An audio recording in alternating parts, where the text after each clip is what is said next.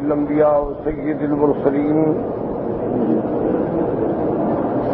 سيدنا محمد وعلى آله وصحابه أجمعين اللهم صل على سيدنا محمد وعلى آل سيدنا محمد كما صليت على إبراهيم وعلى آل إبراهيم في العالمين إنك حميد مجيد أعوذ بالله من الشيطان الرجيم بسم الله الرحمن الرحيم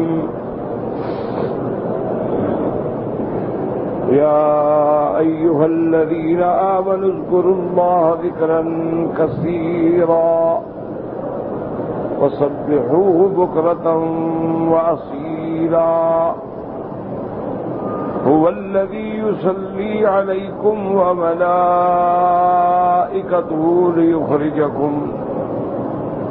ليخرجكم من الظلمات إلى النور وكان بالمؤمنين رحيما تحيتهم يوم يلقونه سلام وأعد لهم أجرا كريما.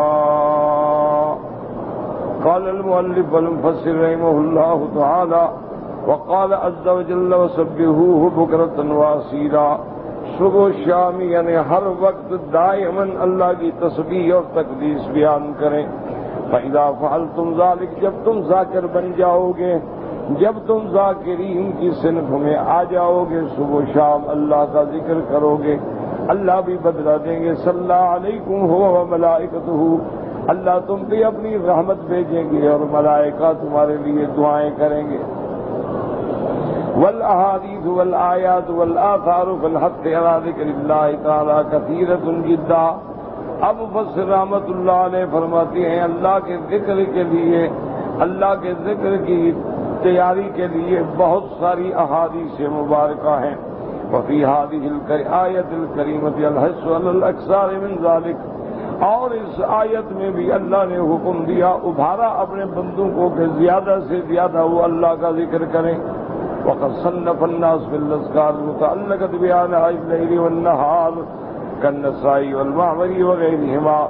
اب مفسر فرماتا ہے کہ بہت سارے لوگوں نے صبح و شام رات کے ذکر جو ہے ان کے لیے مستقل کتابیں لکھی ہیں، جیسے کہ امام نسائی رحمۃ اللہ علیہ نے اور معمری رحمۃ اللہ علیہ نے. ومن احسن الكتب المؤلفة في ذلك کتاب الاذکار للشیخ محی الدین النووی رحمہ اللہ تعالی.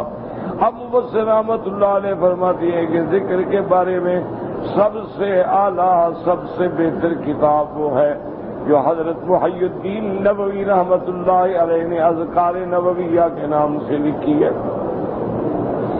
اب اللہ نے حکم فرمایا وَسَبِّحُوهُ بُكْرَةً وَأَصِيلًا.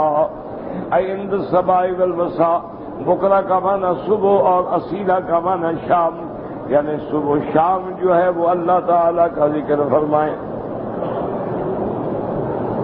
بعض علماء فرماتی ہیں کہ اسے صبح و شام مراد ہے کہ صبح ہو تو اللہ کے ذکر سے اور شام ہو تو اللہ کے ذکر سے، یعنی آدمی ابتدائے اپنی جاگنے کی ابتدا کرے، کام کی ابتدا کرے تو اللہ کے ذکر سے، اور اپنے آرام کی ابتدا کرے تب بھی اللہ تعالیٰ کے ذکر سے. اور بعض علماء فرماتی ہیں کہ صبح و شام کا معنی یہ ہے کہ ہر وقت اللہ کا ذکر کرو. كقوله عز وجل سبحان الله تمسون وحين تصبحون. تمہارے لیے تسبیح ہے، نماز ہے جب شام کرتے ہو یا صبح کرتے ہو. وَلَهُ الْحَمْدُ فِي السَّمَاوَاتِ وَالْأَرْضِ وَعَشِيًّا وَحِينَ تُظْهِرُونَ. شام ہو یا ظہر ہو، یعنی ہر حال میں ہر وقت میں اللہ کا ذکر ہو، یعنی کوئی پابندی نہیں. الحمدللہ یہ کہیں کہ جو لوگ اسلام کے احکام پہ چلتے ہیں نا، اللہ تعالی کی رحمت سے ان کا ہر حال میں ہی ذکر. اب وہ تہجد میں اٹھیں گے، تہجد پڑھیں گے، نوافل پڑھیں گے، وتر پڑھیں گے، پھر اللہ کی رحمت سے صبح کی سنتیں پڑھیں گے، صبح کے فرض پڑھیں گے۔ جن کو اللہ نے توفیق دی ہے مساجد میں بیٹھ جائیں گے اور اشراق پڑھ کے نکلیں گے تو صبح کا پورا حصہ ان کا نکل گیا۔ اچھا، اسی طرح آپ کاروبار میں چلے گئے تو غفلت ہونے لگی، ظہر کا وقت آ گیا، پھر نماز کے لیے آ گیا، پھر اللہ کا ذکر شروع ہو گیا۔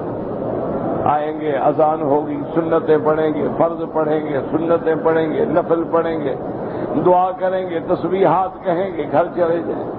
اسی طرح آپ کھانا کھایا، ذرا لیٹ گئے، آرام کیا، ہو سکتا ہے غفلت ہو جائے، اللہ نے پھر عصر کا وقت رکھ دیا، پھر اللہ کا ذکر شروع ہو۔ عصر کی نماز کے بعد ذرا راحت ہے، سیر ہے، تفریح ہے، چائے پینی ہے، چلو بندہ دوستوں میں گپ شپ میں لگ گیا، مغرب کا وقت ہو گیا، پھر اللہ کا ذکر شروع ہو۔ اب مغرب کے بعد آدمی کھانا کھا لیتے ہیں، کوئی پہلے کھا لیتے ہیں، تو کھانے کی وجہ سے تکاسل پیدا ہونے ہے، اللہ نے عشاء کی نماز رکھ دی۔ عشاء کی نماز پڑھیں گے، فطر پڑھیں گے، سنتیں پڑھیں گے، نفل پڑھیں گے، گھر جائیں گے۔ اب سونے لگے تو پھر سونے کا ذکر آ گیا، جاگنے لگے جاگنے کا ذکر آ گیا، حمام میں داخل ہونے لگے تو دعا آ گئی، اللہم انی اعوذ بک من الخبث والخبائث۔ حمام سے نکلے تو ذکر آ گیا، الحمدللہ الذی عافانی عن الاذی غفرانک۔ کھانا کھانے بیٹھے تو ذکر آ گیا، بسم اللہ الرحمن الرحیم۔ کھانا کھا لیا تو ذکر آ گیا، الحمدللہ الذی اطعمنا وسقانا وجعلنا من المسلمین۔ کوئی کپڑا نیا پہنا، ذکر آ گیا، الحمدللہ الذی البسنی عن العراء۔ اور اسی طرح یعنی ہر حال میں مومن جو ہے وہ ذاکر ہو، شرط یہ ہے کہ وہ اسلام پہ چلتا ہو۔ اب اگر آدمی فرائض نماز بھی بھول جائے تو ذکر کیا کرے گا؟ جس آدمی نے کبھی مسجد میں قدم ہی نہ رکھا ہو تو کیا ذکر کرے؟ وہ ایک قصہ ہے، اللہ جانے صحیح ہے یا غلط ہے۔ پہلے دور میں رواج ہوتا تھا کہ زمیندار خود گھوڑیوں پہ سوار ہوتے تھے اور نوکر جو ہیں وہ آگے بھاگتے رہتے۔ یہ بھی ان کی یعنی ایک شان ہوتی تھی، بڑائی ہوتی تھی کہ نوکر ساتھ ساتھ بیچارے بھاگ رہے ہیں اور سردار گھوڑی پہ۔ راستے میں نماز کا وقت ہو گیا تو اس غلام نے، اس نوکر نے کہا کہ اگر حضرت سردار کی اجازت ہو تو میں نماز پڑھ لوں۔ انہوں نے کہا پڑھ لوں۔ اب وہ نماز پڑھنے کی، اب بیچارے نے فرض پڑھے، سنتیں پڑھی، دعا مانگی تو وہ گھوڑی مسجد کی دیوار کے قریب لے آیا، کہنے لگا بھائی اتنا دیر ہو گئی ہے، کیا بلا ہے جیسے تم کو پکڑا ہوا ہے، جلدی کرو نکلو۔ اس نے کہا سردار صاحب ناراض نہ ہوں، وہی طاقت جو تمہیں اندر نہیں آنے دیتی مجھے باہر نہیں جانے دیتی، میں کیا کروں؟ تمہیں بھی تو کوئی طاقت ہے نا جو مسجد کے ساتھ کھڑے ہو لیکن اندر نہیں آ سکتے، وہی طاقت ہے جس نے مجھے اندر بٹھایا ہے، باہر جانے کو دل نہیں کرتا۔ اس لیے اگر آدمی ایمان پہ ہو، اسلام پہ ہو، اللہ کے رسول کے فرمان پہ ہو تو اس کی تو ہر حالت ذکر ہے۔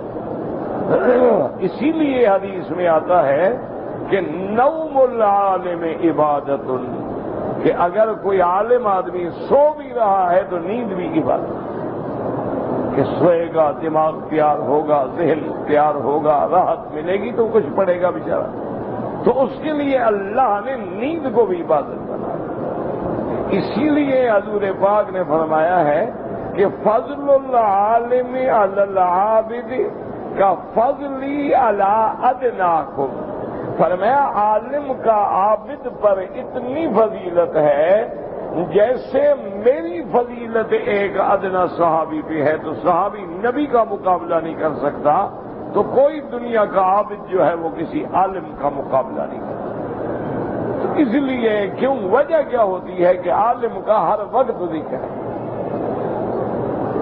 اب مثلاً ایک پیر ہے، وہ ہو بھی صحیح آدمی، یعنی صحیح معنی میں مرشد ہو، 100 آدمی، 200 آدمی، 400 آدمی آ جائے گا، اور عالم آدمی تو ایک دن میں ہزاروں کو درس دے دے گا، ہزاروں جگہ اس کی بات پہنچ جائے گی۔ اس لیے اللہ تبارک و تعالیٰ کی شان ہے کہ جن کو اللہ نے توفیق دی ہے اور اب خاص طور پہ محنت کا مہینہ آ رہا ہے، ابھی سے تیاری کر لیں کہ دن میں روزہ ہو، تلاوت قرآن ہو۔ یہ نہیں ہے کہ بس جیسے ہمارے یہاں ہے کہ دن سوتے میں گزر گیا اور رات گپے مارتے میں گزر گیا۔ یہ کیا روزہ ہے یا کیا رمضان ہے؟ ساری رات بیٹھے تاش کھیل رہے ہیں، ساری رات بیٹھے فلم دیکھ رہے ہیں، ساری رات بیٹھے ٹی وی دیکھ رہے ہیں، ساری رات کمپیوٹر پہ بیٹھ کے چیٹنگ کر رہے ہیں، ساری رات نوجوان لڑکے گلیوں میں بیٹھے ہر آتے جاتے کو چھیڑ رہے ہیں۔ یہ تو کوئی روزہ نہیں ہے۔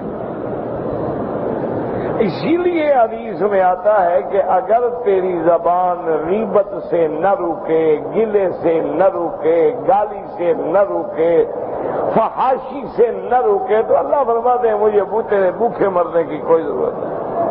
پھر بلا وجہ روزہ رکھ کے مزید اپنے آپ کو گناہ گار کیوں کرتے ہیں؟ روزے کا معنی یہ ہوتا ہے کہ تیرے ہر بدن، تیری نظر کو بھی روزہ ہو کہ غیر محرم پہ نہ پڑے، تیری زبان کو بھی روزہ ہو کہ اللہ کے ذکر کے سوا کوئی بات نہ کرے، تیرے پاؤں کو بھی روزہ ہو کہ مسجد کے بجائے کسی گناہ کی جگہ پہ نہ جائے، تیرے ہاتھوں کو بھی روزہ ہو کہ شریعت کے خلاف کسی چیز کو نہ پکڑے۔ ہر حال میں روزے کا معنی یہ ہوتا ہے کہ اپنے اندر تبدیلی پیدا کرو، اپنے اندر احساس پیدا کرو، اور صرف بھوکے مرنے کا اور پیاسے رہنے کا نام روزہ نہیں ہوتا ہے۔ روزے کا معنی یہ ہوتا ہے غیبت سے رک جاؤ، حرام سے رک جاؤ، گناہ سے رک جاؤ، فلم سے رک جاؤ، ٹی وی سے رک جاؤ، بے حیائی سے رک جاؤ، اور پھر افطار کے وقت یہ دعا ہوتی ہے، حضور پاک نے فرمایا کہ سب سے بڑی مستجاب دعا کا وقت ہے جب مومن افطار کے وقت دعا کرتا ہے۔ اور اسی طرح میرے نبی نے فرمایا کہ مومن کو دو خوشیاں ملتی ہیں، فرمایا عند الافطار و عند لقاء الرب، ایک خوشی ملے گی جب افطار کی گھڑی آئے گی، اور ایک خوشی اس کو ملے گی جس دن اپنے مولا کا دیدار کرے گا۔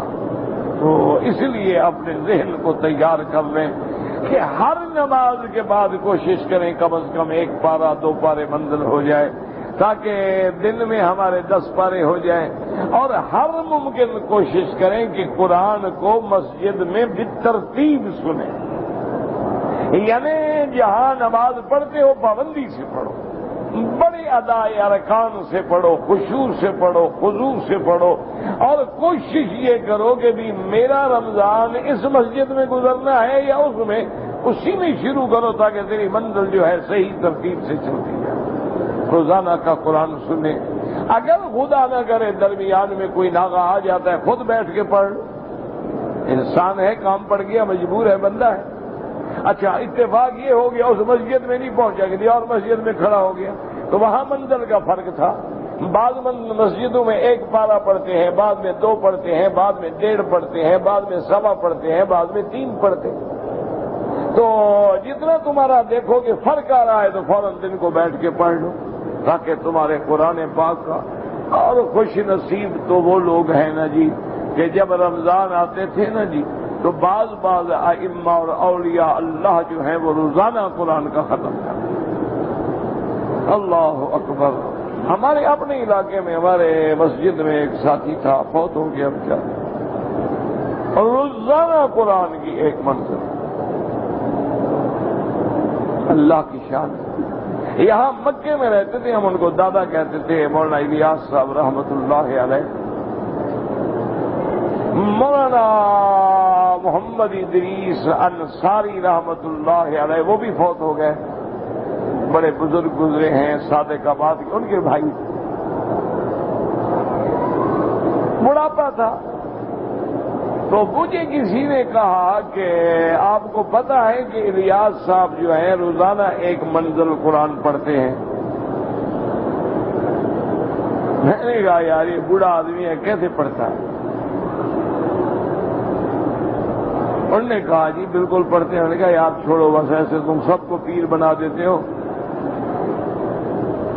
انہوں نے کہا جی آپ کی مرضی ہے، تو بہرحال جمعہ رات کا موقع تھا. جمعہ رات کو چونکہ درس نہیں ہوتا تو میں نے کہا دادا آج آپ کو لے جاتے ہیں مینا رات گاہوے پہ چلیں گے, وہیں کھانا کھائیں گے, وہیں سوئیں گے, ٹھنڈی جگہ ہوگی, ٹھنڈی ہوا ہوگی, صبح کی نماز پڑھ کے پھر مکے آئیں.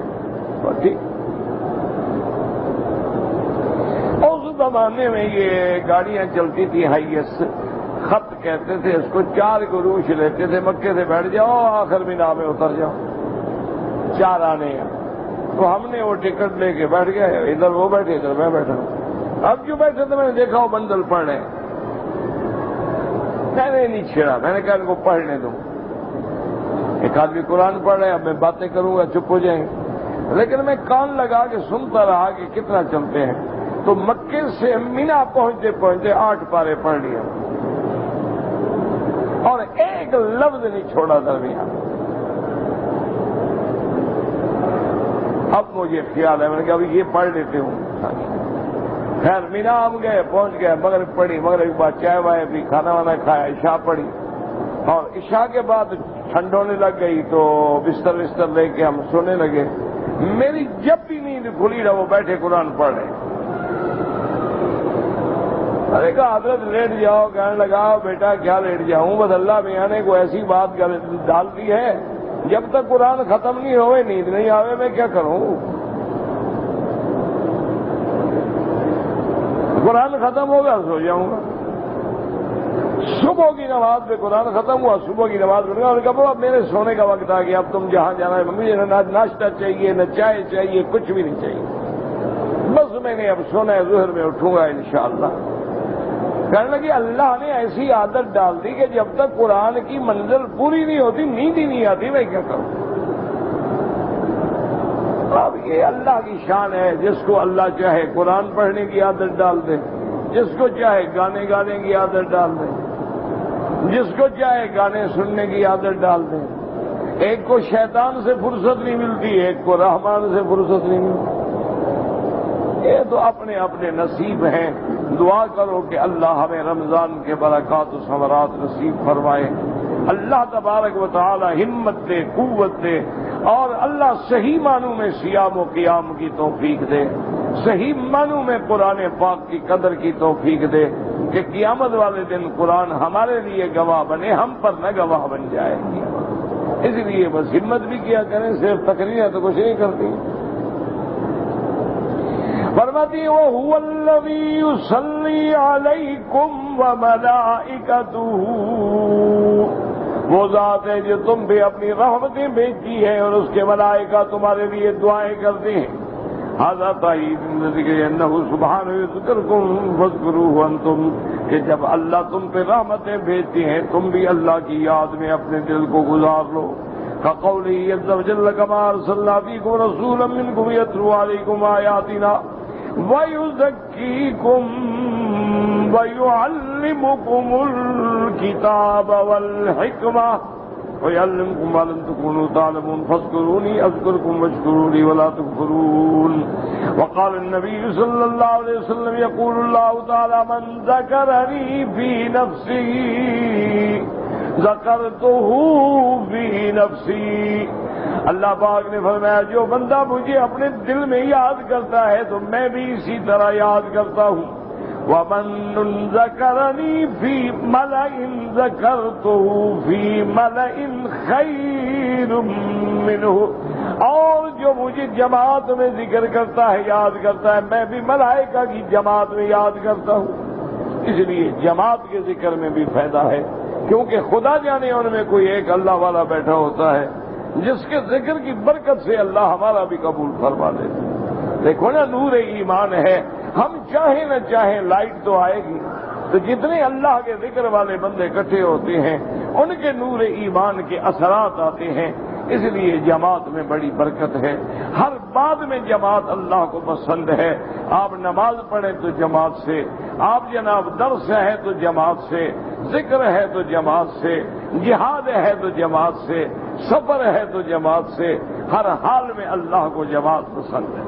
اور اس کے بعد فرماتی ہیں والصلاۃ للہ تعالی ثناء اللفظ عند الملائکہ, اللہ کی طرف سے هو الذی یصلی علیکم, اللہ کا صلات بھیجنے کا کیا معنی کہ اللہ ملائکہ کے سامنے اپنے بندے کی تعریف کرتے ہیں. دیکھو میرا بندہ، دیکھو میرا بندہ کیسے میرے ذکر میں لگا ہوا ہے، دیکھو میرا بندہ کیسے مجھے یاد کر رہا ہے، دیکھو میرا بندہ کیسے مجھ سے مانگ رہا ہے. اس لیے فرماتے ہیں والذی یصلی علیکم وملائکتہ حقہ البخاری ملالیہ ورواہ ابو جعفر رضی اللہ عنہ وقال غیر والصلاة من اللہ عز وجل الرحمت. اور بعض علماء فرماتی ہیں کہ لفظ صلاۃ کی نسبت اللہ کی طرف سے ہو تو معنی رحمت ہے، ملائکہ کی طرف سے ہو تو معنی استغفار ہے، اور بندوں کی طرف سے ہو تو معنی عبودیت و نیاز ہے. اس لیے بعض علماء فرماتی ہیں الصلاۃ والرحمت، اللہ رحمتیں بھیجتی ہیں. اب مفسر فرماتا ہے ان دونوں میں کوئی اعتراض نہیں، کوئی تضاد نہیں.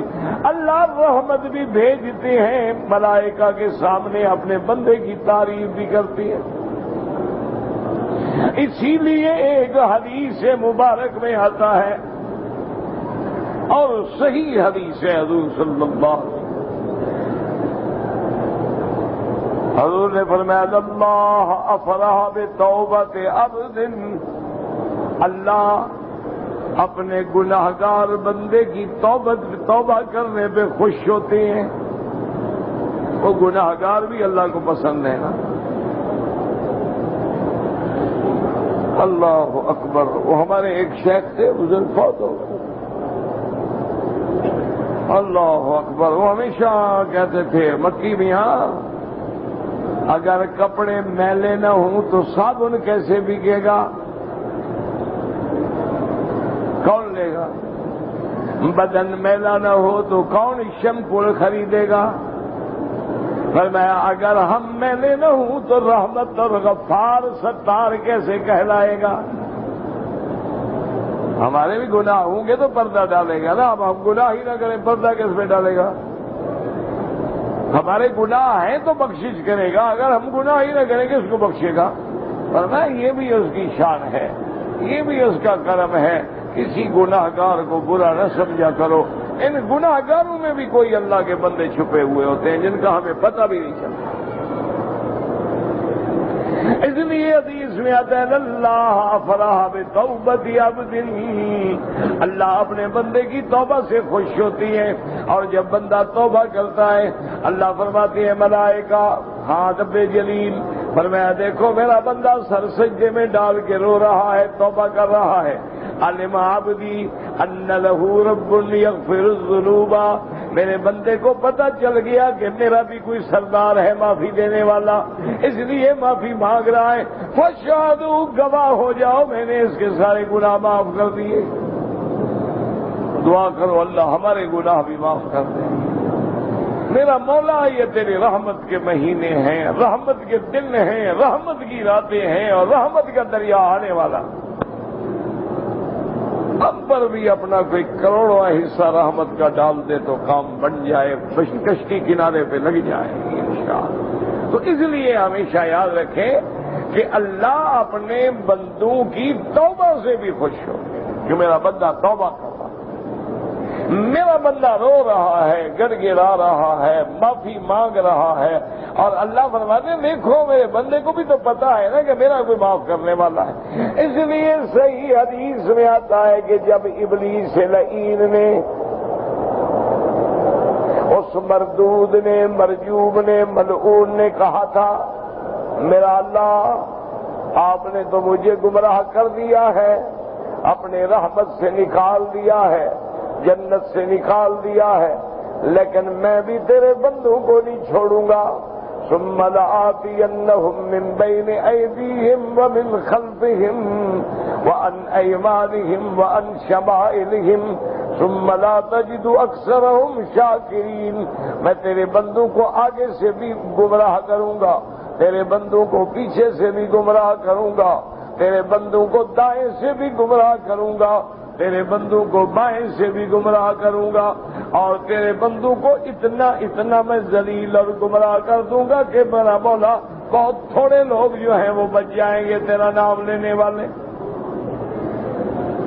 پتہ ہے اللہ نے کیا فرمایا؟ اللہ نے فرمایا وعزتی وجلالی، اللہ نے فرمایا ملعون مجھے بھی اپنی عزت و جلال کی قسم ہے کہ میرے بندے جب تک توبہ کرتے رہیں گے میں بھی بخشتا رہوں گا۔ اور رب کو منا لو، توبہ کر لو، رب کو منا لو، آ جاؤ خدا کے دروازے پہ لوٹ آؤ۔ بہت بھٹک لیا ہے تم نے، بہت شیطان کے رستے دیکھ لیے، بہت گناہ ہو گئے، بہت جوانی معصیت میں گزر گئی، بہت غیروں کی نظریں دیکھ لی، بڑی غیر عورتوں کے پیچھے بھاگ لیے، اب لوٹ آؤ اللہ کی طرف۔ کچھ بھی نہیں ہے میرا بھائی، یاد رکھو کچھ بھی نہیں ہے حرام میں۔ ایمان سے کہیں بندہ کسی عورت سے عشق کرتا ہے، گھر برباد، ماں باپ برباد، خاندان برباد۔ اچھا عورت بہت بڑی مہربان ہو جائے تو کیا تمہیں ہدیہ دے گی؟ پیشاب؟ اور کیا ہدیہ دے گی تمہیں؟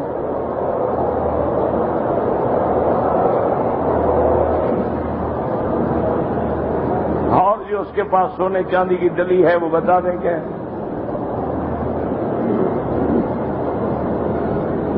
تو اسی پیشاب کے مقام کے لیے مر رہے ہو نا۔ اور کیا ہے عورت کے پاس؟ اگر سونا ہے، چاندی ہے، زمرد ہے، ہیرا ہے، کیا بلا ہے؟ تو اس لیے میرا بھائی خدا کے لیے اب بہت ہو گیا، حد ہوتی ہے میاں، گناہوں کی بھی حد ہوتی ہے۔ ایک وقت ہوتا ہے جوانی کا گزر گیا، اب تو لوٹ آؤ اللہ کے دروازے سے۔ اس لیے حدیث میں آتا ہے جب بال سفید ہو جائیں، حضور نے فرمایا جاءکم النذیر، خبردار ڈرانے والا آ گیا۔ اب تو سفید بالوں کا شرم کرو نا۔ میرے والد صاحب رحمت اللہ علیہ حج پہ آ رہے تھے، غریب لوگ۔ اس زمانے میں حج کا خرچہ پتہ ہے کتنا تھا؟ 60 روپے۔ 60 روپے میں کراچی سے لے کر جدہ، جدہ کراچی کی ٹکٹ 60 روپے، اور وہ کھڑے ہوتے تھے اعلان کرتے تھے ٹکٹ لے لو، ٹکٹ لے لو، ٹکٹ لے لو، 60 روپے لے جاؤ، ٹکٹ لینے والا کوئی نہیں۔ والد صاحب فرماتے ہیں کہ میں حج پہ آ رہا تھا، دل میں آیا کہ حضرت خلیفہ صاحب، چونکہ والد صاحب کے شیخ تھے حضرت خلیفہ غلام محمد دین پوری رحمت اللہ علیہ، یہ پیر نہیں تھے صرف، انگریزوں کے خلاف یہ سب سے بڑا مورچہ تھا جنگ آزادی میں لڑنے کا۔ ایک کچے بچے پیر نہیں تھے۔ تو والد صاحب فرماتے ہیں کہ میں تہجد کے وقت کے قریب پہنچا تو حضرت کے گھر سے تھوڑے فاصلے پہ ایک نہر تھی، تو خادم نے کہا کہ حضرت تو نہر پہ غسل کرنے کے لیے گئے ہیں۔ میں نے کہا سردی کی رات ہے، پالا پانی جم رہا ہے اور اس میں حضرت غسل فرما رہے ہیں، کیونکہ ذکر اللہ کی ایک حرارت۔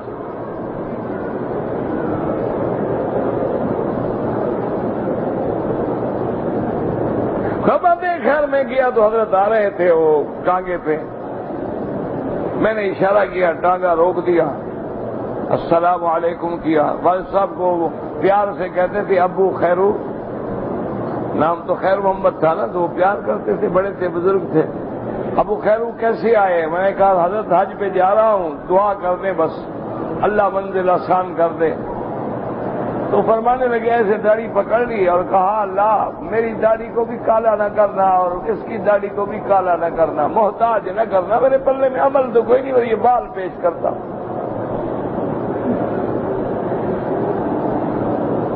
یہ لوگ تھے میرا بھائی، آج کل تو مداری ہمیں ٹکر گئے ہیں۔ انا للہ و انا الیہ راجعون، لوگوں کا ایمان بھی لوٹ رہے ہیں، مال بھی لوٹ رہے ہیں، جان بھی لوٹ رہے ہیں، ان کی عزت بھی لوٹ رہے ہیں۔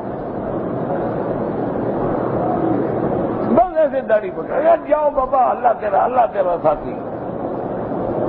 بھائی صاحب فرماتے ہیں 60 روپے ٹکٹ تھی، میرے پاس 20 روپے تھے۔ سوچا یہ تھا کہ کراچی جائیں گے، اللہ مسبب الاسباب ہے، کو مزدوری شزدوری کر لیں گے، پیسے کما کے چلے جائیں گے۔ تو اسٹیشن پہ آیا، کسی نے ٹکٹ لے دی، جہاز پہ آیا، حج کیا، وہ 20 روپے اسی طرح رہے، میں حج کر کے گھر بھی پہنچ گیا۔ اللہ کے بندے، اللہ والے تو پھر یوں کرتے ہیں نا۔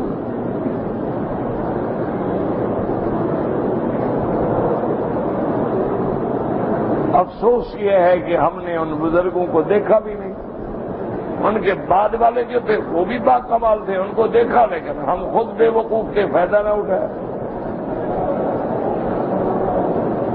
ایک طالب العلم تھے اور دوسرا اللہ کی رحمت ہے، بچپن سے توحید کا دماغ پہ اثر تھا، اس لیے پیروں کے قریب ہی نہیں لگتے تھے نا، چاہے وہ صحیح ہو چاہے غلط ہو، ہم تو سب سے بھاگ جاتے تھے نا۔ جوانی تھی، بچپن تھا، عقل تو تھا نہیں کہ اچھے اور برے میں فیصلہ کریں۔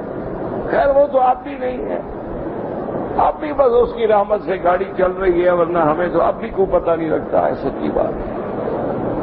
اب بھی بھٹک رہے ہیں، دعا کرو منزل مل جائے۔ اگر اللہ نے دنیا میں کعبے میں پہنچا دیا، اس کے آگے مشکل ہے کہ جنت میں بھی پہنچا دو؟ کیا مشکل ہے؟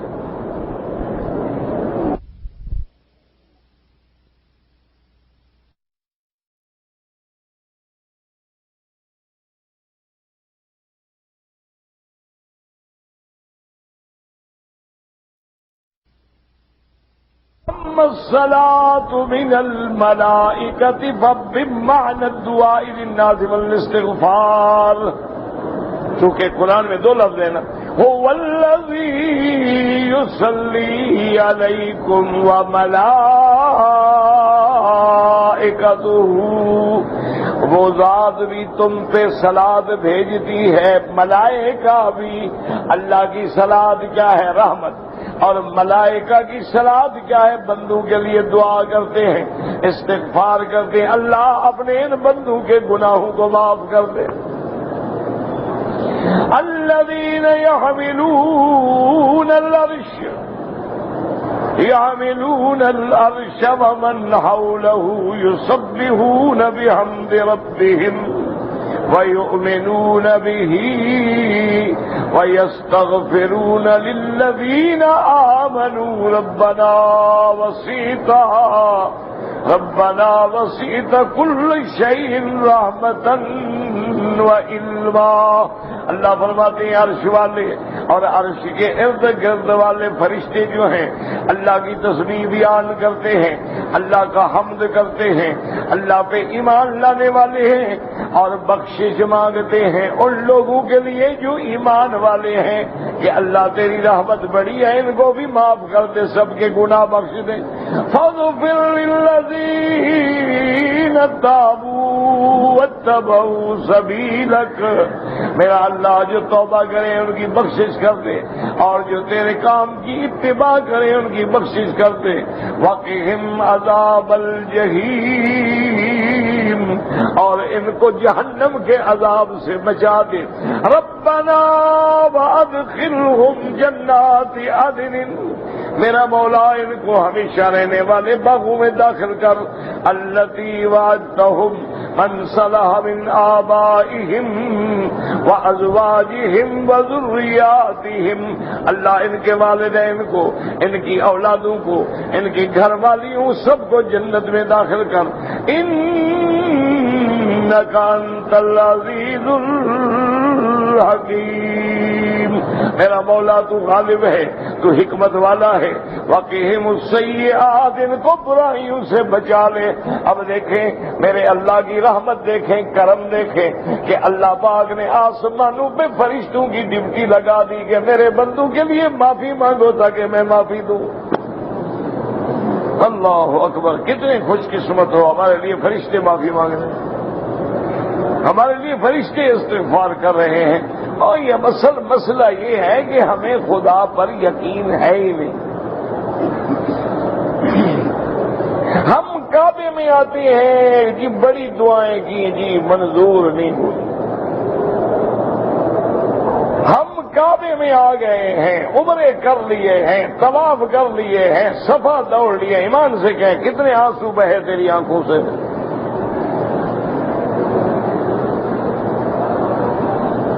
معلوم ہوا نا کہ دل پہ زنگ لگ گئی ہے، زنگار اتنا مضبوط ہے کہ آنسو نہیں آتے۔ دل سیاہ ہو گئے ہیں گناہوں سے، کیا آنسو آئے،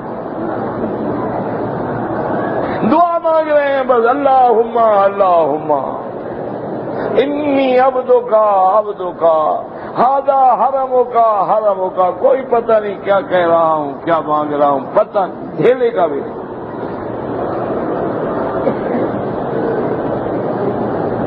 کوئی پتہ نہیں اس کو کہ میں دعا میں کیا مانگ رہا ہوں، لوگ مانگ رہے ہیں وہ بھی مانگو۔ اللہ کے بندے، دعا یہ نہیں ہوتی، خدا کے لیے سمجھو، تیرے دل سے دعا نکلے، تیرے آنسو بہ رہے ہوں، بدن کانپ رہا ہو اور بال ڈر خدا کے ڈر سے کھڑے ہو جائیں اور لذت آئے دعا مانگنے میں، سمجھ لو کہ آج میری دعائیں منظور ہو۔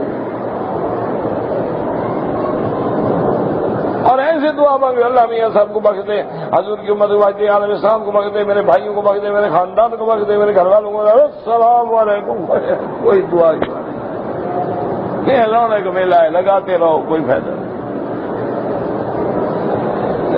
کچھ بھی نہیں ہے جب تک دل وہ جو اندر کھڑا ہے نا کالا کالا نقطہ، جب اس ضرب نہ پڑے کچھ نہیں ہے۔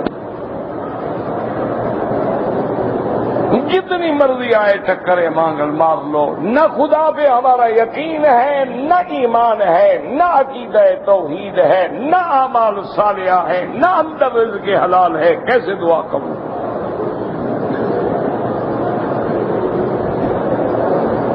دیکھ لو ایمان سے کہو۔ اچھا، جتنے عمرے والے آئے ہیں میرے خیال میں 1% بھی شاید ہوں گے جن کو رونا آیا ہو، ویسے عمرے پہ آئے ہیں۔ بس ایک بات ہے بتاتے ہیں جی، ہمارا پیکج جو ہے نا جی 5 اسٹار ہوٹل کا، مدینے باغ میں بھی ہوٹل ہے جی، مکے باغ میں بھی ہوٹل ہے، اور جناب حرم کے بالکل قریب ہوٹل ہے۔ وہ 1,00,000 ہوٹل ہو، جب تیرا دل نہیں بدلا ہوٹل کیا کرے گا؟ تم تو یہ بتایا کرو کہ الحمدللہ اس دفعہ میں عمرے پہ آیا، اللہ نے مجھے رونا نصیب کیا، اللہ نے مجھے رات کی تہجد نصیب کی، اللہ نے مجھے اشراق نصیب کیا۔ میں نبی کی سنت کا مخالف تھا، اب نبی کی سنت کا نور لے کے چہرے پہ واپس جا رہا ہوں۔ میں رشوت کھاتا تھا، میں نے توبہ کر لی ہے۔ میں سود کھاتا تھا، میں نے توبہ کر لی ہے۔ میں حرام کھاتا تھا، میں نے توبہ کر لی ہے۔ میرے پاس یتیموں کے غریبوں کی جائیدادیں تھیں، میں نے جا کے فوراً واپس کر دینی ہے۔ میں اللہ سے ڈر گیا اور سمجھو عمرہ قبول ہو گیا۔ یہی سمجھ لو کہ بدھو جو جیسے آئے تھے اسی طرح لوٹ چلے۔ جیسے بزرگوں نے لکھا ہے نا کہ خرے عیسیٰ اگر بمکہ روت، عیسیٰ علیہ السلام کے گدھے کو جو مکے لے جاؤ تو گدھا ہی رہے گا، بندہ تو نہیں بنے گا۔ میرے خیال میں ہم تو گدھے سے بھی بدتر ہو گئے۔ ایک ہے حرم کے باہر گناہ کرو، ایک کعبے میں طواف کریں، عورتیں دیکھ رہے یار ہے بڑی خوبصورت، اس سے تو بہتر ہے نا کہ طواف نہ کرو، لوگوں کی عورتوں کو تو نہ دیکھو۔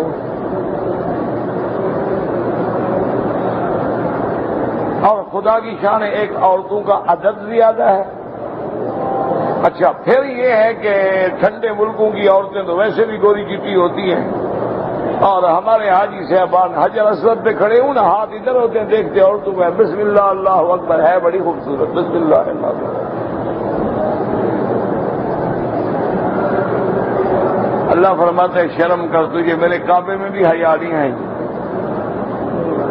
تیری آنکھیں کعبے میں بھی حیا سے نیچے نہیں جھک سکی، تجھے مدینے کے محمد مدنی کے روضے پہ بھی حیا نہیں آئی، تمہیں طواف کرتے ہوئے بھی حیا نہیں آئی، تمہیں یہ نہیں پتا اسی جگہ پھر رہا ہوں جہاں محمد مصطفیٰ پھر، تو کم از کم ان کے قدموں کی لاج رکھ لیتے، کچھ تو حیا تھا۔ میرا بھائی بس سچی بات یہ ہے کہ ہم تو گناہگار ہیں، اس لیے ڈر کے مارے وہ رحمت کرتے ہیں تو کبھی طواف نصیب ہو جاتا ہے، ورنہ بڑا آسان طریقہ ہے، اپنی گردن کو جھکا دو، نظر پاؤں پہ رکھو، مجال ہے کسی حرام پہ نظر پڑے، کوئی مشکل نہیں۔ اس لیے فرماتے ہیں کہ ملائکہ دعائیں کرتے ہیں اور کہتے ہیں یخرجکم من الظلمات الی النور، تاکہ اللہ ان کو ظلمات مانا اندھیرے، شرک اندھیرا، بدعت اندھیرا، گناہ اندھیرا، ایمان نور، اعمال صالحہ نور۔ اس لیے حضور دعائیں مانگتے تھے اللہم اجعل فی قلبی نورا وفی سمعی نورا وبصری نورا وعن یمینی نورا وعن شمالی نورا ومن فوقی نورا ومن تحتی نورا امامی نورا خلفی نورا اللہم اعظم لی نورا ای بسبب رحمتی بکم و ثنائی علیکم و دعائی ملائکتی لکم، اللہ کی رحمت اور اللہ کی تعریف اور ملائکہ کی دعا کے سبب یخرجکم، اللہ تم کو نکالتے ہیں من ظلمات الجہل والضلال، گمراہی اور جہالت کے اندھیروں سے، الی نور الہدی والیقین، ہدایت اور یقین کے نور کی طرف، وکان بالمؤمنین رحیما، اللہ تبارک و تعالیٰ اپنے مومنوں کے ساتھ مہربان ہیں، اے فی الدنیا والآخرہ، اما فی الدنیا فإنہ ہداہم الی الحق الذی جہلہ غیرہم، اللہ دنیا میں بھی مہربان ہیں، اپنے بندوں کو حق کا رستہ دکھاتی ہیں، وبصرہم الطریقہ، اور ان کو صراط مستقیم دکھاتے ہیں جس سے لوگ گمراہ ہو گئے، وہادانہم من سواہم من الدعاء الی الکفر والبدعۃ واتباعہم من الطغیان، اور بعض لوگ جو ہیں وہ شرک کی طرف دعوت دینے والے، بدعات کی طرف دعوت دینے والے، اللہ نے ہمیں اس سے بچایا، وَأَمَّا رَحْمَتُهُ بِهِمْ فِي الْآخِرَةِ، اور قیامت میں بھی رحمت ہوگی، فَآمَنَهُمْ مِنَ الْفَزَعِ الْأَكْبَرِ، اللہ تبارک و تعالیٰ قیامت کی سختی والے دن سے بچائیں گے، وَأَمَرَ مَلَائِكَتَهُ، اللہ فرشتوں کو حکم دیں گے، يَتَلَقَّوْنَهُمْ بِالْبِشَارَةِ بِالْفَوْزِ بِالْجَنَّةِ وَالنَّجَاةِ مِنَ النَّارِ، اور آ کے ملائکہ کہیں گے مبارک ہو مبارک ہو، اللہ نے تمہیں جنت سے کامیاب فرمایا، اللہ نے تمہیں جہنم سے بچایا، وَمَا ذَلِكَ إِلَّا لِمُحَبَّتِي لَهُمْ وَرَافَتِي بِهِمْ، اور یہ سب کچھ کیوں ہو رہا ہے کہ اللہ کو اپنے بندے پیارے ہیں، اللہ کو اپنی مخلوق پیاری ہے، اللہ کو اپنی صلاح پیاری ہے، وہ تو اپنی رحمت سے تمہیں بچانا چاہتے ہیں، لیکن تم اپنی گمراہی سے اس کی رحمت سے بھاگتے ہو۔ اللہم اجعلنا من الذاکرین، اللہم اجعلنا من الشاکرین، اللہم لا تجعلنا من الغافلین برحمتک یا ارحم الراحمین، واللہ اعلم۔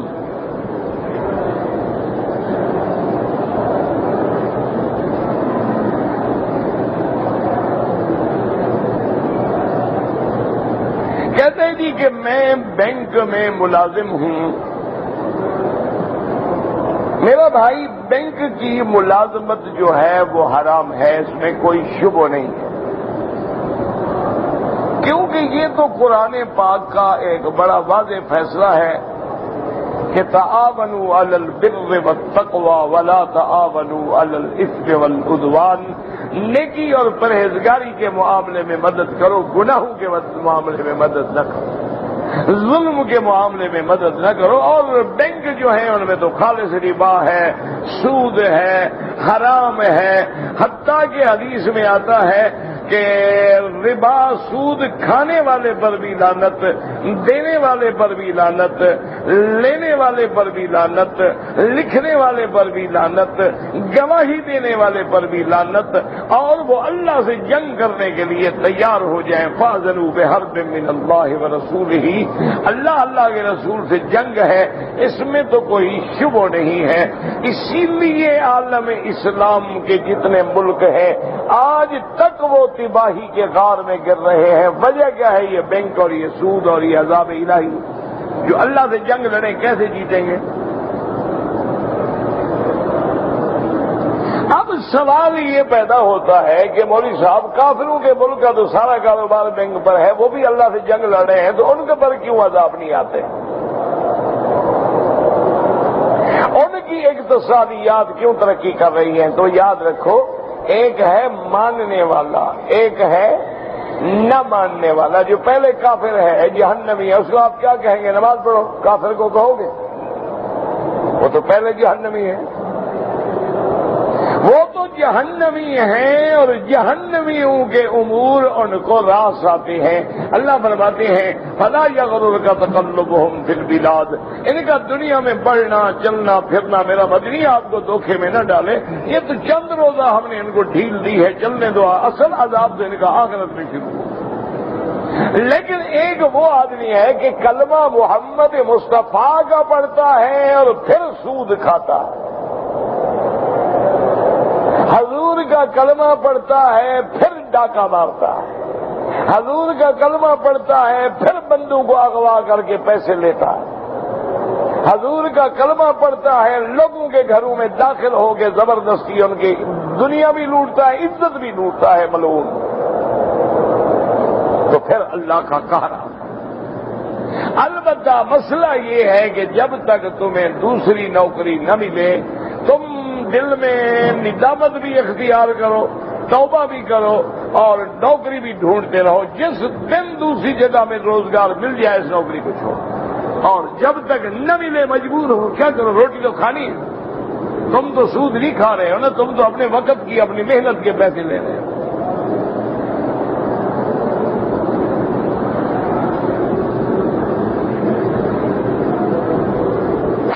جب ہم امام کے پیچھے کھڑے ہیں تو سورت فاتحہ یا اور سورت، جب امام کے پیچھے کھڑے ہیں تو احناف کے نزدیک یعنی حنفی مسلک میں مقتدی کو کچھ پڑھنے کی ضرورت نہیں ہے۔ البتہ امام احمد بن حنبل فرماتے ہیں کہ نماز جہری ہے جیسے فجر ہے، مغرب ہے، عشاء ہے، جس میں امام زور سے پڑھتے ہیں تو فاتحہ نہ پڑھو۔ وہ فرماتے ہیں اگر امام کا پڑھنا تمہیں سنائی نہ دے تو مستحب ہے، پڑھ سکتے ہیں۔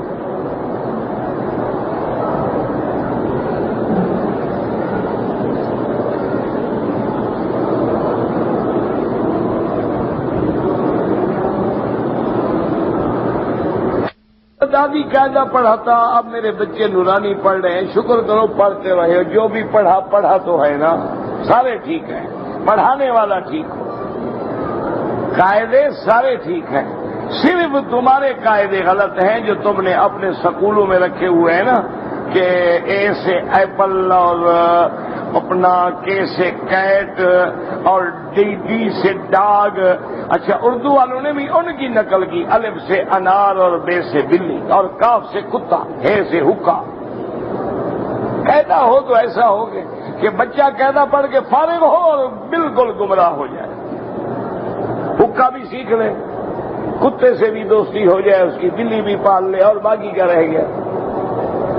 اگر تم اس کو الف سے اللہ پڑھاتے اور بے سے بیت اللہ پڑھاتے اور ہے سے حج پڑھاتے، قاعدہ پڑھ کے مسلمان ہو جاتا۔ فکر نہ کرو جی، یہ پڑھاؤ گے پھر انگریز ناراض ہوگا نا، وہ کہے گا میں ایپل پڑھاتا ہوں تم اللہ پڑھاتے ہو، بے وقوف ہو گے، انار پڑھاؤ۔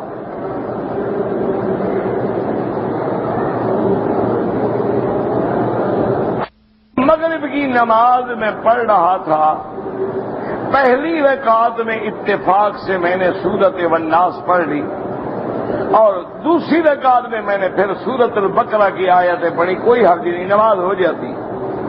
نماز ہونے میں کوئی حرج نہیں، مقصد ہے قرآن پڑھنا، 3 آیتیں پڑھنی، ترتیب آگے پیچھے ہو گئی افضلیت کے خلاف ہے، یہ نہیں کہ نماز نہیں ہوگی، افضل یہ ہے کہ ترتیب ہو۔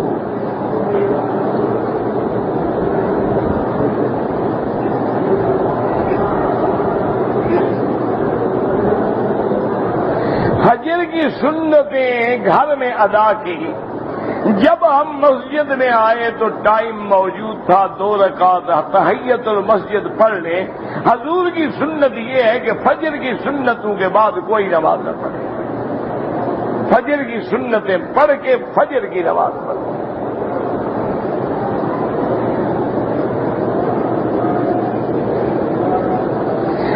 بات یہ ہے سمسول ہو یا کالا کولا ہو یا کوئی بلا ہو، اگر رنگ بالوں کا سیاہ ہو جاتا ہے تو ناجائز ہے، اگر سیاہ نہیں ہوتا ہے، براؤن ہو جاتا ہے، ڈارک براؤن ہو جاتا ہے تو وہ جائز ہے. یعنی اس سیاہ میں مہندی ڈال دیا کرو، بس تمہارا شوق بھی پورا ہو جائے گا، بال بھی اچھے لگے. دیکھو نا، اب عمر 70 سال ہو جائے اور بال سیاہ کر لو جیسے 16 سال کے بندے کے ہوتے ہیں، دور سے معلوم ہوتا ہے کہ کب آ رہا ہے. وہ الٹا برا لگتا ہے. بال کا کلر جو ہے آپ کے فیس کے مطابق اچھا لگتا ہے. اب چہرہ ہے 60 سال کا، بال ہے 20 سال والے، کیسے اچھے لگے؟ وہ دور سے معلوم ہوتا ہے ماشاءاللہ یہ کوئی صحرائی کب آ رہا ہے. اچھا، کبھی یہ ہوتا ہے کہ داڑھی کالی ہے، بال سر پہ سفید ہے، کبھی سر کالا ہے، بال سفید ہے، کبھی دونوں سفید ہیں اور مونچھیں کالی ہیں. عجیب کارٹون بنے ہوئے ہوتے ہیں بندے ماشاءاللہ. تو بابا رہنے دو، یا تو جیسے ہیں نہ چھوڑ دو. یا اگر کوئی شوق پورا کرنا ہے، بیوی کو دھوکہ شوکہ دینا ہے اپنی جوانی کا، تو کالے میں مہندی ڈال دیا کرو، وہ ڈارک براؤن بنے گا، اچھا بھی لگے گا تمہیں، لوگ برا بھی نہیں سمجھیں گے. یہ مذاق نہیں ہے بالوں کو کلر کرنا، یہ بھی علم ہے، پڑھنا پڑتا ہے. ان لوگوں کے پاس جا کے پہلے میں اپنے فیس میچنگ کراؤ کہ میرا فیس کیا ہے، میرا سکن کیا ہے، مجھے کون سا کلر سوٹ کرے گا. یہ ایسا تھوڑا ہے کہ جو مرضی آئے منہ پہ لیپ مار لو. یہ تو علم ہے، ہر چیز کا علم ہے. انشورنس میں LIC 20 سال کے لیے کرایا ہوں، مہربانی کر کے واپس لے لو، کیونکہ اس میں جوا بھی ہے اور سود بھی ہے. مثلا میں نے پالیسی لی 10 لاکھ، ٹھیک ہے، میں نے ابھی 2 قسطیں جمع کرائی تھی، میں مر گیا، تو میرے وارثوں کو وہ دیں گے کہ پیسے نہیں دیں گے؟ تو پیسے تو میں نے ابھی دیے تھے، ان کو 2000 لیے میں نے 10 لاکھ. تو جوا کیا ہوتا ہے؟ یہ جوا. اچھا، میں نہیں مرا، 10 سال پورے ہو گئے تو وہ مجھے 10 لاکھ بواں سود دیں گے. تو اس میں سود بھی ہے، کمار بھی ہے، ڈبل حرام ہے. صرف ان ملکوں میں جائز ہے جہاں گورنمنٹ مجبور کرے کہ اس کے بغیر ہم سفر ہی نہیں کر سکتے، جہاز پہ نہیں بیٹھ سکتے، گاڑی کا لائسنس بھی نہیں ملتا، پھر ہمارا کیا قصور ہے؟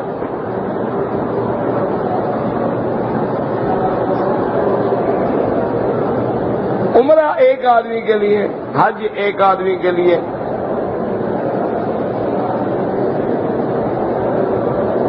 او بابا 20 دفعہ سمجھایا ہے، وہی سوال لے کے آ جاتے ہو. سارا مکہ مسجد الحرام ہے، اور مسجد الحرام میں ثواب 1 کا 1,00,000 ہے. کیوں بے وقوف بنتے ہو؟ اللہ نے سارے مکے کو مسجد الحرام کہا ہے کہ مشرک پلید ہے، فلا تقربوا المسجد الحرام. وہ مسجد الحرام میں داخل نہ ہو، مانا حد حرم پہ ہم روک دیں گے. تو پورا حرم جو ہے وہ مسجد الحرام ہے. اب بات سمجھ نہ آئے میں کیا کروں، ایک سوال بار بار پوچھتے رہتے ہو. جمعہ کی فرض رکعت نماز سے پہلے احناف کے نزدیک 4 سنتیں ہیں، بعد میں 4 پڑھو یا 6 پڑھو، اور بعض ائمہ فرماتے ہیں پہلے بھی 2 رکعت بعد میں بھی 2 رکعت. لیکن ایک بات یاد رکھو، 4 رکعت پڑھو گے تو گھاٹا ہو جائے گا. 4 لاکھ رکعت کا ثواب ملے گا کہ نہیں؟ تو ہم 2 لاکھ رکعت کا ثواب کیوں ضائع کریں؟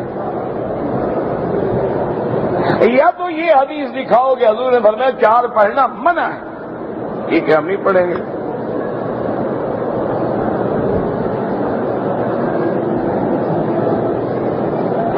یہ آخر میں بھی 2 سجدے ہوتے ہیں، قبل السلام بھی بعد السلام، دونوں حدیث میں ہیں، کوئی جھگڑے کی ضرورت نہیں. رکن یمانی پہ ہاتھ لگائیں، اور جب بندہ دعا مانگے بسم اللہ اللہ اکبر وللہ الحمد اللہم انی اسألک العفو والعافیہ ربنا آتنا، تو اللہ کے فرشتے کہتے ہیں مولا اس بندے کی دعا قبول فرمائیے. بڑی مقبولیت دعا کی جگہ ہے. حجر اسود جب سے کعبہ بنا ہے نسب ہے.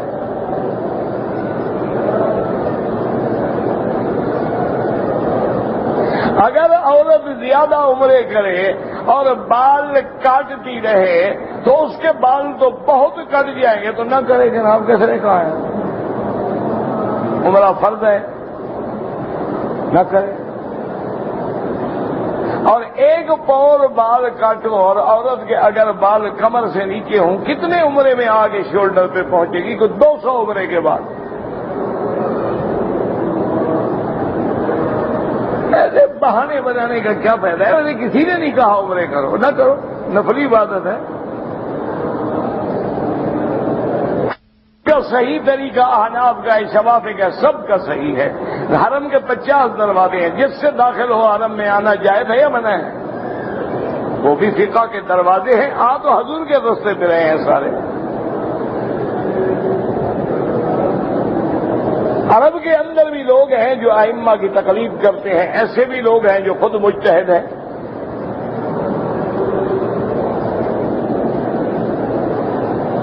تبلیغ کے کام میں خرافات ہے تو آپ نہ جایا کریں، خرافات ہے تو آپ کسی گانے والے گروپ کے ساتھ جائیں، وہاں تو خرافات نہیں ہوگی نا۔ آپ کوئی ڈسکو والی پارٹی ہو نا، ان کے ساتھ نکلا کرو۔ دین کی تبلیغ خرافات ہے اور گانا بجانا جو ہے وہ ٹھیک ہے۔ انا للہ و انا الیہ راجعون۔ دعا کرو اللہ ہدایت دے۔ میرا بھائی دین کا کام نہ کر سکو تو دین والوں کو برا نہ کہا کرو، کہیں خاتمہ نہ خراب ہو جائے۔ تم ساتھ چل کے دیکھو کیا وہ کیا آتے کہتے ہیں، چوری کرو، ڈاکہ مارو، زنا کرو، قتل کرو، حرام کھاؤ، داڑھی مڈاؤ، پینٹ پہنو، ٹائی لگاؤ، کیا کہتے ہیں؟ اگر بے نماز کو نمازی بنا دیتے ہیں، بے حیا کو با حیا بنا دیتے ہیں، حرام کھانے والے کو حلال کا خوگر بنا دیتے ہیں، شرابی سے شرابیں چھڑوا دیتے ہیں، تو میں ٹھیک بات۔ اگر ہم نے ایک احرام میں عمرہ کر لیا ہے، دوبارہ عمرہ کریں تو احرام دھونا ضروری ہے۔ کیوں؟ پہلے تم نے کوئی گناہ کا کام کیا ہے، وہ پلید ہو گیا ہے۔ کوئی عقل ہے کہ نہیں ہے؟ عمرہ کرنا گناہ ہے، احرام پلید ہو جاتا ہے، تو جب پلید نہیں ہوا 100 عمرہ کرو۔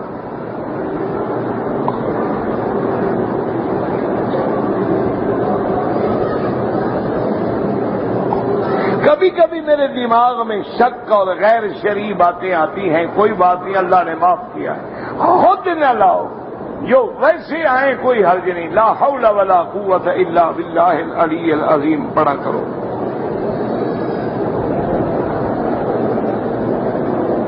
میں پاکستان سے آیا، میقات نکل گیا، احرام نہیں باندھا، اور اب جناب عمرہ بھی کرو، ایک بکری دم بھی ادا کرو، انشاءاللہ آئندہ نہیں بھولو گے۔ جب 300 ریال کی بکری دو گے، 16 سے ضرب دو کہ 16 4,800 روپے لگیں گے، انشاءاللہ مجال ہے آئندہ تمہیں میقات بھول جائے، تم کراچی سے عمرہ احرام باندھ کے آؤ۔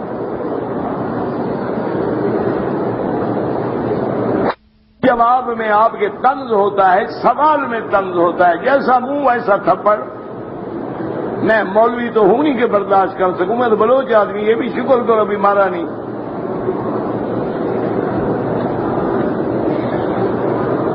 تو جیسے تم سوال کرو گے انشاءاللہ اسی طرح کا من اعتدى علیکم فاعتدوا علیہ بمثل ما اعتدى علیکم۔ قرآن یہی کہتا ہے، جو جیسا کرے اسی طرح اس کو سمجھاؤ۔ اور آج کل لوگ جو ہے لاتوں کے بھوت باتوں سے نہیں سمجھتے۔ تم عمرے پہ آئے ہو، سچی بات ہے کہ نہیں، مکے آئے ہو، مدینے آئے ہو، جب کعبے کا حیا نہیں آیا، مدینے کا نہیں آیا، اسی طرح اس طرح پھروا رہے ہو، میری طنز زیادہ لگ جاتی ہے نا۔ خود ذرا ٹھنڈے دل سے غور کرو کہ ہم مکے میں آئے ہیں، 10 سال ہو گئے رہتے، نماز نہیں پڑھتا، 10 سال سے مکے میں رہتا ہے، فلمیں دیکھتا ہے، 10 سال سے مکے میں رہتے ہیں، اینک 4 نمبر کی ہے، فلم پہ رات کے ایسے غور کر کے دیکھ رہا ہوتا ہے جیسے کعبہ شریف میں نماز پڑھ رہا ہو۔ میرے شاگرد ہیں، مجھے پتا ہے۔ انا للہ و اب ان لوگوں کے ساتھ کیا پیار سے سمجھاؤں گا ان کو؟ کاغذ میں نے جہاز میں سونگا تھا، کچھ نہیں ہوتا۔